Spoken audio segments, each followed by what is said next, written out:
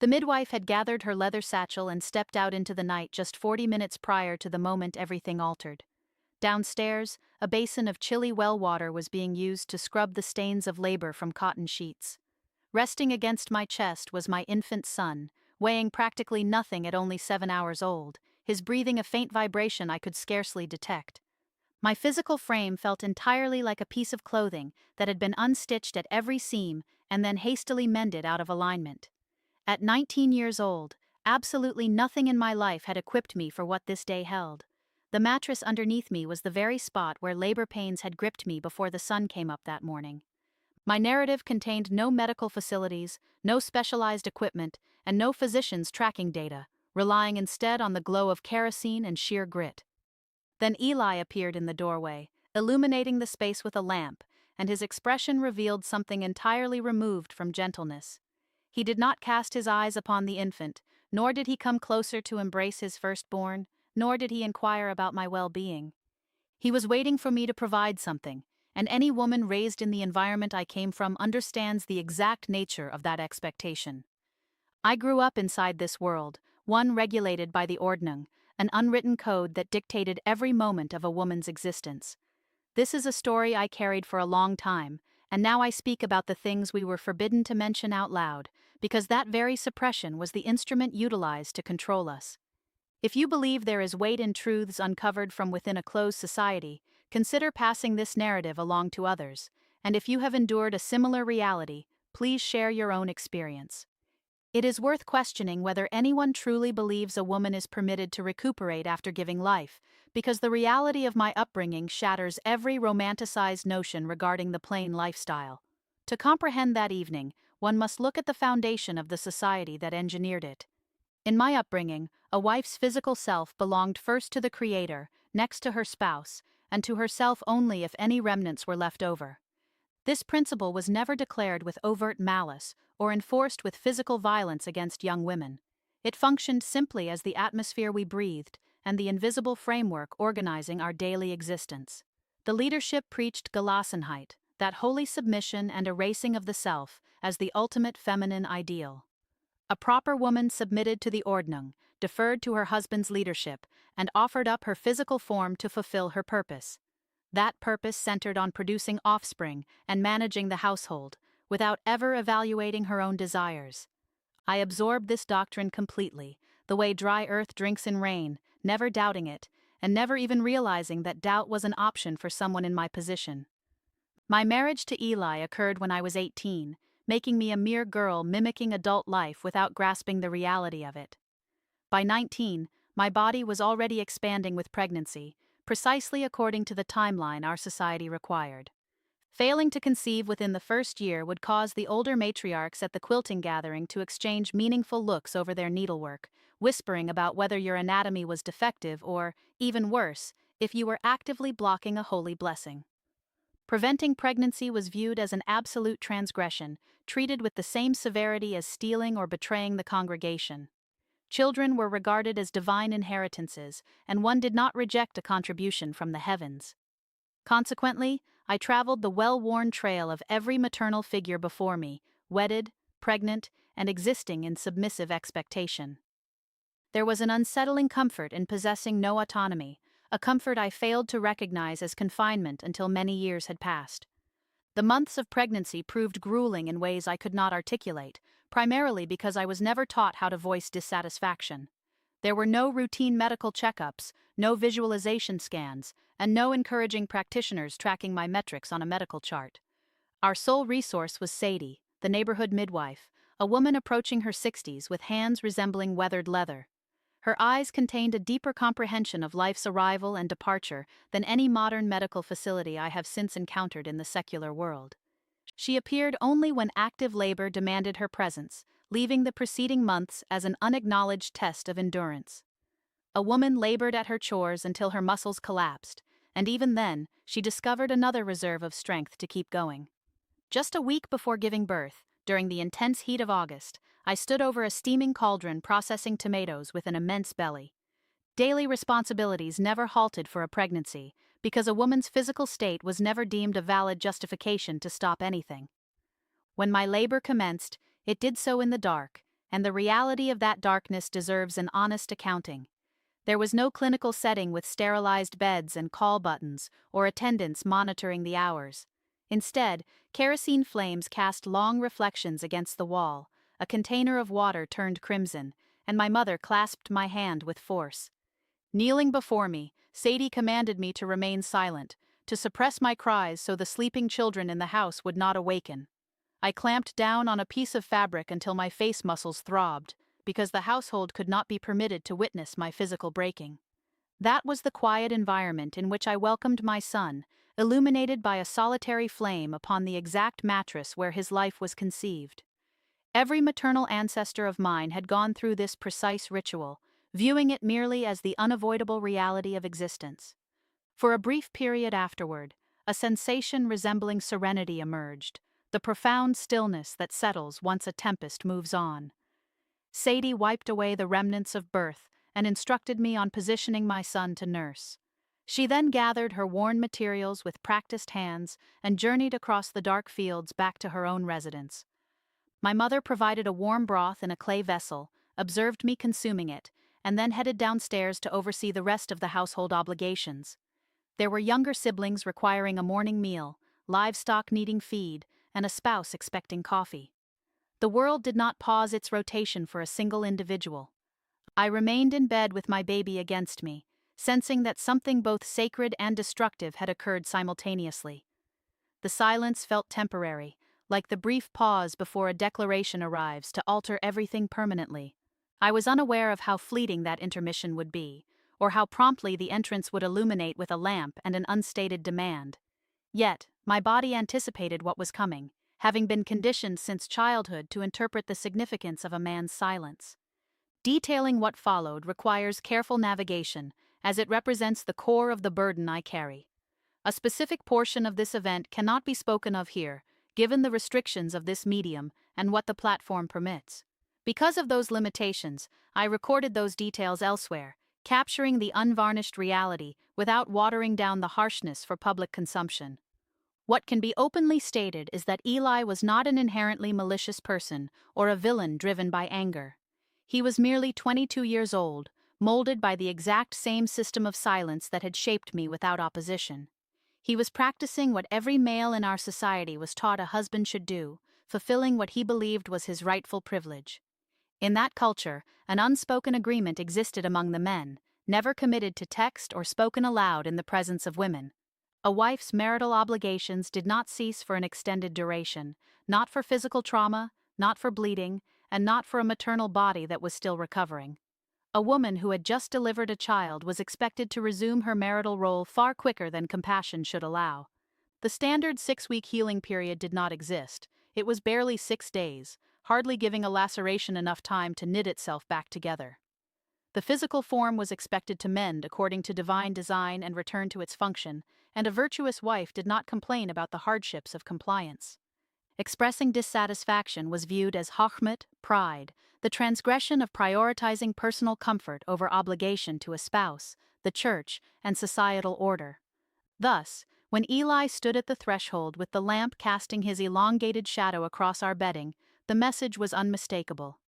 I understood that I was required to submit, a mere 7 hours after giving birth, while my physical self was torn and injured, and to reframe that submission as righteousness. The exact details of what occurred on that mattress will remain unsaid, as certain realities belong exclusively to the flesh that experienced them. Afterward, however, I remained motionless in total darkness, while my newborn breathed faintly at my side. A fundamental component of my inner self shattered that evening, a foundational piece that had previously kept my perception of reality intact. It was not resentment that surfaced, for I lacked both the vocabulary for resentment and the validation to experience it. Instead, a sense of isolation swept through me so profoundly that it possessed physical mass, texture, and a temperature resembling water filling an enclosed space.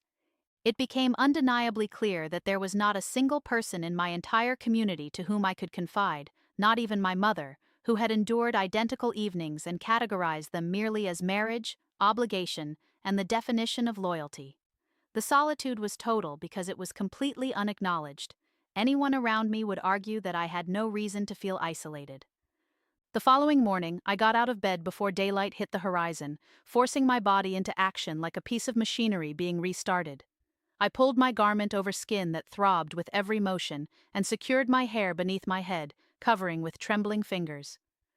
Downstairs, the kitchen required a woman's presence, because the domestic environment relied on female physical labor the way a machine relies on oil. There were eggs to prepare, loaves to slice, coffee to serve, youth to clothe, and livestock waiting in the structures outside. No one looked at me with apprehension, or inquired if I had rested, or if my postpartum bleeding had subsided. My infant was merely a day old, and I was already swept back into the unrelenting tide of labor that halted for no one. I reflect now on how unremarkable that morning appeared from an outside perspective, a young mother navigating a familiar kitchen, executing routine chores. Yet beneath the surface, my entire internal world had shifted into a new topography of unspoken compliance that I would endure for years without ever naming it. The experience of my friend Rachel illustrates that what occurred in my home was a systemic template rather than an isolated incident. Rachel wedded 2 years prior to my marriage and bore her first offspring at 20, under the same silent conditions that I experienced. 11 months later, she gave birth once more, followed by a third child the succeeding year, and by age 25, her physical vitality was entirely depleted. She had laid to rest one newborn between those births, an infant boy who never breathed, enveloped in white fabric and interred without public ceremony. I recall being seated next to her during a quilting circle, our heads leaning close over the fabric, our speech dropped to a whisper fainter than the movement of our thread. She murmured to me that she was uncertain how much more trauma her body could withstand before collapsing entirely. She wasn't seeking solutions from me, as we both recognized I possessed no remedies within that world. That comprised the entirety of our communication, a few fragmented words directed toward the textile, never concluded, never revisited, and never mentioned again. That was the solitary outlet our suffering was permitted to take, muttered in secret, disguised as something ordinary, and abandoned before it could cause disruption. We persisted with our needlework because the quilt required completion, the quiet structure demanded preservation, and our hands needed to stay busy to justify our physical proximity. It required years of professional psychological support after my departure to comprehend a fundamental truth that altered my entire perspective. The systematic quiet was not a breakdown of the culture.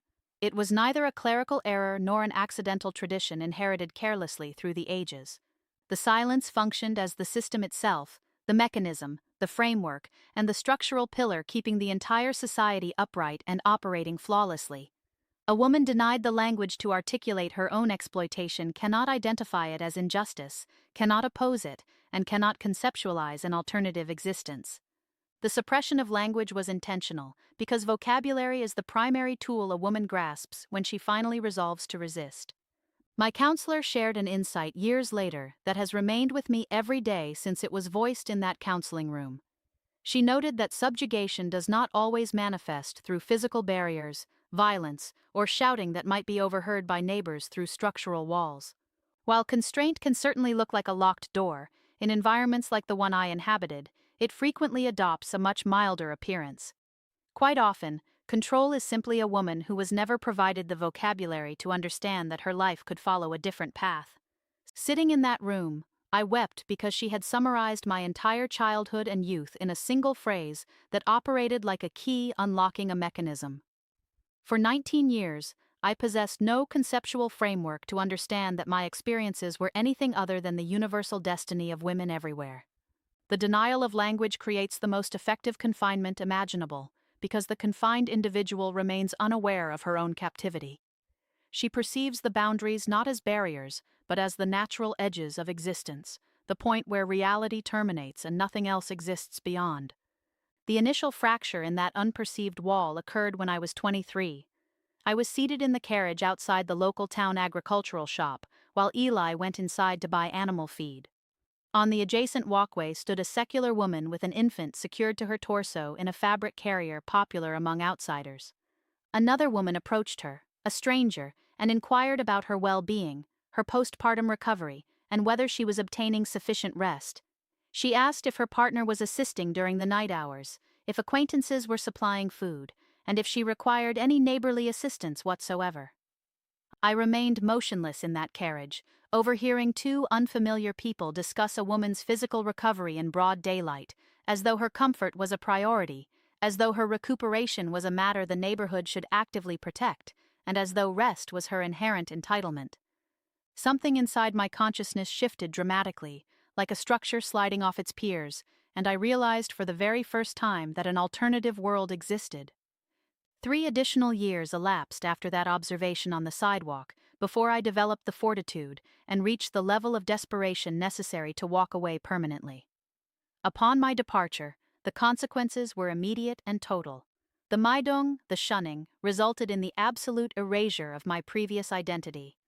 Correspondences sent to my family home returned unopened, my own handwriting confronting me on envelopes that no one would acknowledge or touch. My mother refused to come to the phone on the rare occasions I attempted to call from the secular world I scarcely comprehended. My father's entrance was barred against me, the same threshold I had crossed every morning of my youth without ever imagining it could close. I forfeited every relative, every familiar space, and every form of stability I had ever known in a single choice that felt akin to leaping into an abyss. Anyone who describes exiting a closed society as a transition to liberty without hardship is offering a falsehood masquerading as comfort. Leaving stripped away everything I considered home, returning to me only a single asset: my own identity. Through psychological counseling, I discovered concepts that had never once been uttered in my presence throughout 19 years of living among people who claimed to practice community. Concepts like autonomy, consent, recovery, and boundaries entered my lexicon like illumination, entering an area that had been shuttered since its construction. I understood that a physical frame that has just ushered new life into the world has sustained a genuine medical trauma and merits protection, care, and unapologetic rest. I realized that no sacred text across any spiritual path demands that a woman sacrifice her physical healing to accommodate a man's impulses or timeline. The event that transpired that night was not the decree of any deity deserving of devotion. It was a man executing the behavior his society instilled in him, directed at a girl who had been trained since birth that she lacked the entitlement to object, the language to oppose, or a door to lock. I do not harbor hatred for the world of my birth, and it is necessary to hold that complication alongside everything else recounted tonight. The plain community provided genuine attributes, a tangible social fabric, a wounded but authentic faith, and a dedication to labor that sustained me moving forward. Yet, a society can collectively build every barn and participate in every formal burial, while simultaneously passing down a silence to its daughters that breaks them within private bedrooms. Both realities exist concurrently. The communal warmth was authentic, and the damage inflicted was equally authentic.